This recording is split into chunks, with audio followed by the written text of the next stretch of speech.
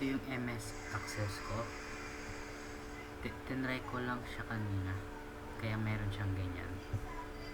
So itry ulit natin siya kung nagpa-function ba talaga. I-run natin, then register natin. Mag-register tayo. Lagay natin is admin 1. Just wait lang yung camera pa.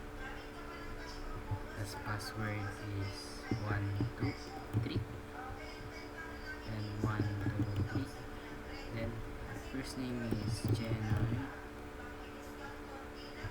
then Arnaldo, tapos last name is Lintak,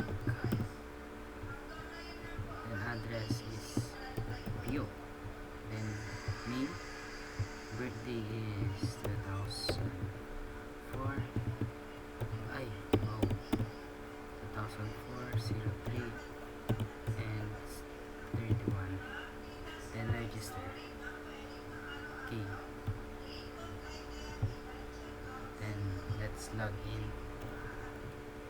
Admin 1, password is 123. Let's check muna kung hindi, X muna natin siya, tapos open ulit natin.